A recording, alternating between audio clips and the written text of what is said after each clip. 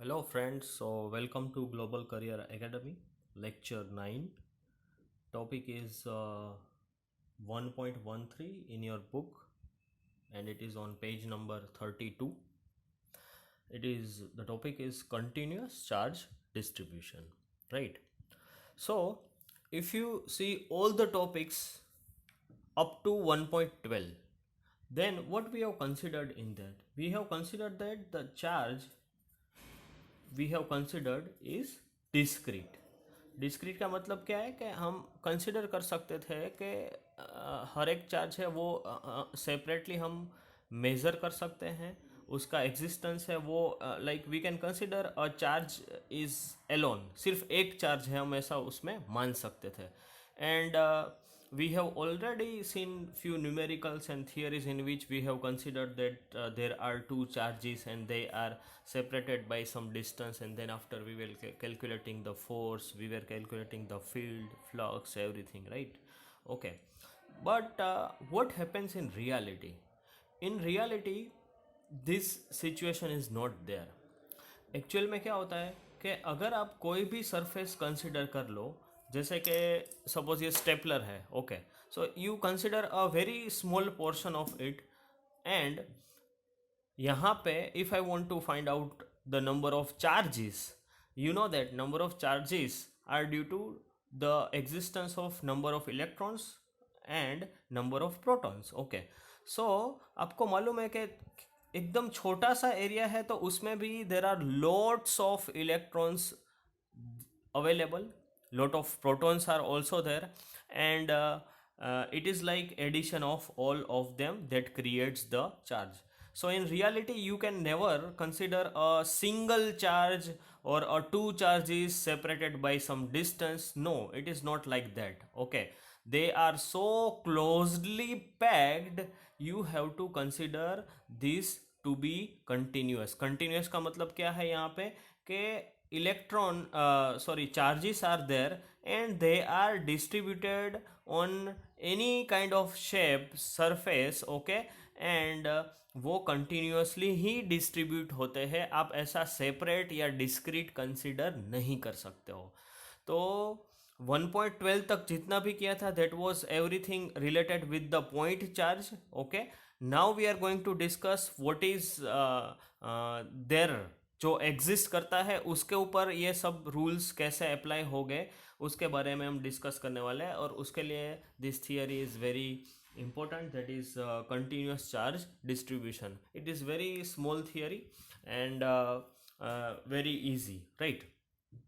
So for that we need to understand the concept of a density. Okay, so 11th में if it was like density was like mass upon volume. Okay, so density को हम रो से दिखाते थे, मास है वो M से और वॉल्यूम है वो कैपिटल वी से. This was the basic definition. But density word है वो इन जनरल है. जैसे कि आप कंसिडर कर लो कि कोई सिटी एरिया है, जैसे कि भरूच सिटी एरिया है, तो उसमें वी मे फाइंड दैट के 1000 peoples are there per 1 kilometer square area. 1000 peoples are there 1 kilometer square area. Okay, but in village it may be possible that it is 100 peoples are there per 1 kilometer square. तो इसमें भी density का concept applicable है. Over here the density is 1000, right? Over here the density is 100. Okay, so that is how density है वो in general concept है and it is applicable to so many concepts, so many theories. Okay, तो यहाँ पे मास की जगह और कुछ भी हो सकता है. ओके, तो इसे एक्चुअली बोलना है mass density. We are talking about the mass density, then it is mass by volume. Okay, so now let us come to our point. यहाँ पे ये वॉल्यूम था, ये था area, and same way we can also consider a single dimension also. देखो आपको क्या करना है, if it is 1D, if it is 2D or if it is 3D. okay, 1D है मतलब आप लाइन कंसिडर करोगे, 2D है इसका मतलब क्या हुआ, उसके पास लेंथ भी है और ब्रीथ भी है. Okay, so you can consider something like this. And when we are considering it 3D, then you can consider the all three axes present. Okay, so you can consider this kind of cube or a sphere, right? यहाँ पे आप circle भी consider कर सकते हो, यहाँ पे आप स्फीयर कंसिडर कर सकते हो, राइट?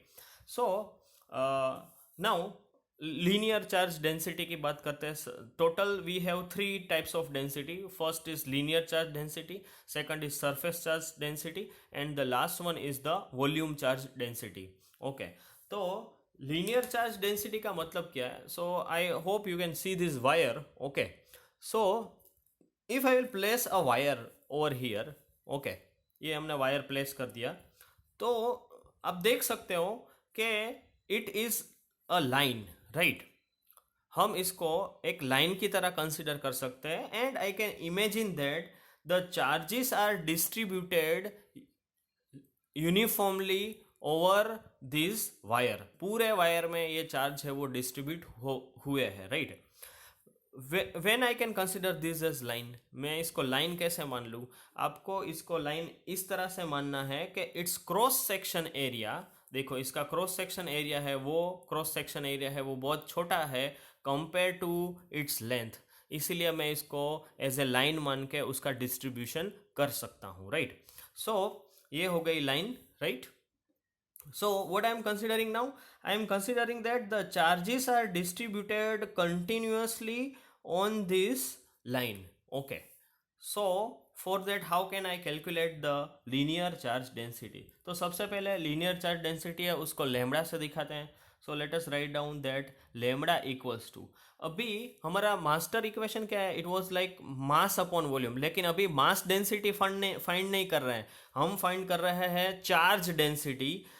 तो lambda is equals to, it is always like this के न्यूमरेटर क्वांटिटी में हमेशा यहाँ पे चार्ज ही आएगा, right? So what I will consider that ये पूरी लाइन है, उसमें से मैं एक छोटा सा एरिया कंसिडर कर रहा हूँ, and the charge which is accommodated in this much of length is suppose delta Q. So lambda can be given as delta Q upon how much is the length. ये जो छोटा सा length आपने consider किया है वो कितना है? सो let us say the total length is small L and the small length that we have considered is delta L.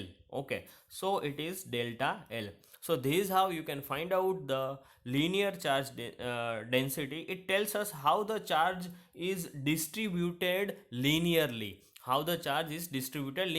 एक एग्जांपल दे सकता हूँ कि मान लो कि ये जो टोटल लेंथ है वो हो सकती है suppose 100 centimeter. Okay, let us say for a while let us say it is 100 centimeter. And मान लो कि the charge which is total charge which is over this length, ये पूरी लेंथ पे कितने चार्ज है? सो मान लो कि वो 1000 चार्जेस है. ओके, तो आप सीधा इसका डेंसिटी भी फाइंड आउट कर सकते हो. That is like 1000 charges are there and that is divided by total length, so that is equals to answer is 10.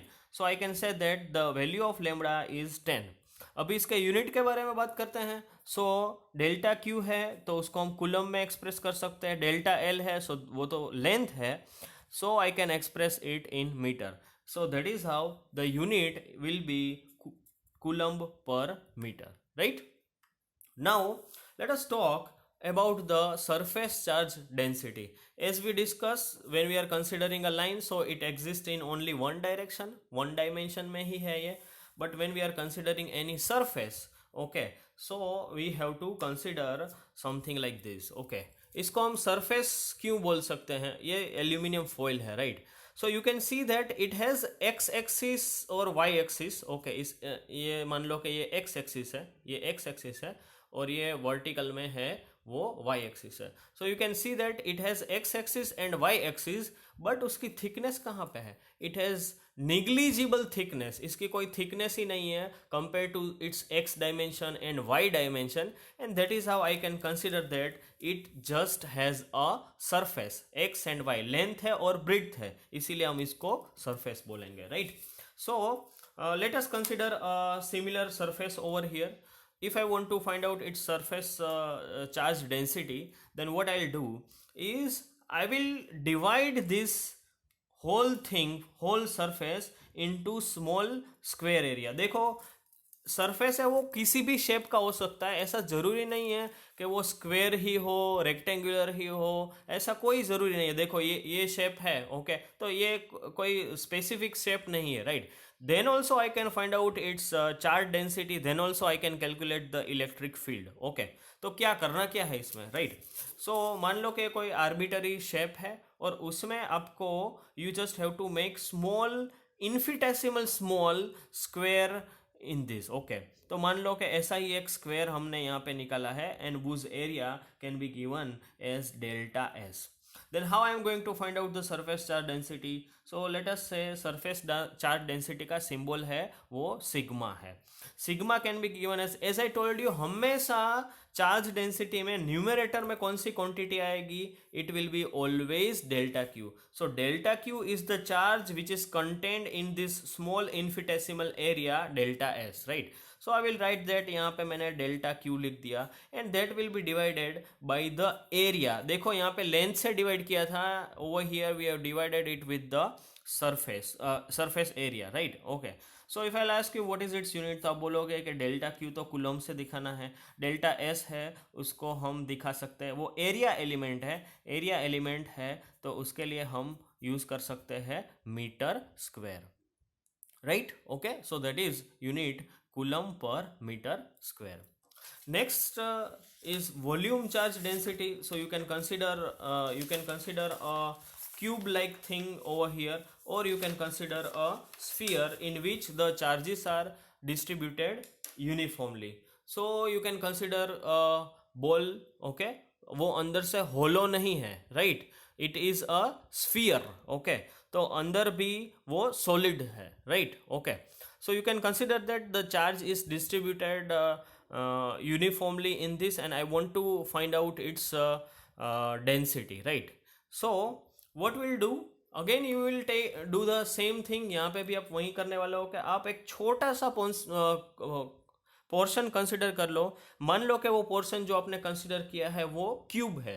शायद आपको इसमें क्लियर ना दिखे, बट जस्ट इमेजिन दैट कि this part is a cube. And when we talk about the cube, तो उसके लिए आता है वॉल्यूम, राइट. तो volume charge density can be expressed as rho. Volume charge density can be expressed as रो.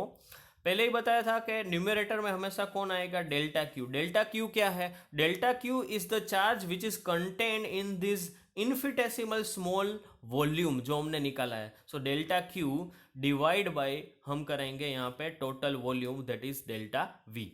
तो delta Q है obviously, that is express in coulombs, okay.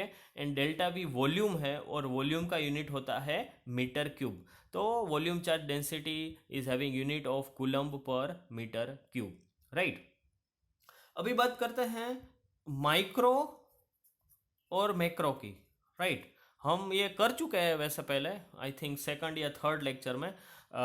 It is a microscopic level का मतलब क्या है, when we are going to get deep into any material.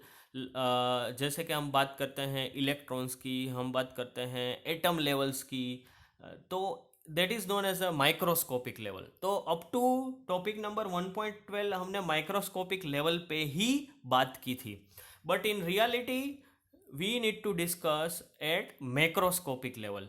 तो ये जो भी चार्ज डेंसिटी फाइंड की है that is a macroscopic level. So we are referring to its macroscopic density and we regard it as continuous fluid and ignore its discrete molecular constitution.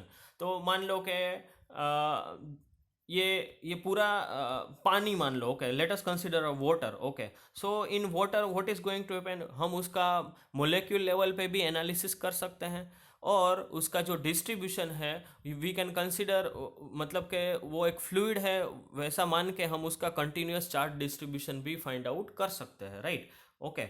So that is all about the charge density. Now how it is useful, मतलब density find out करके करना क्या है, right. So we are going to find out the field due to a continuous charge density. So it is very easy, right? Over here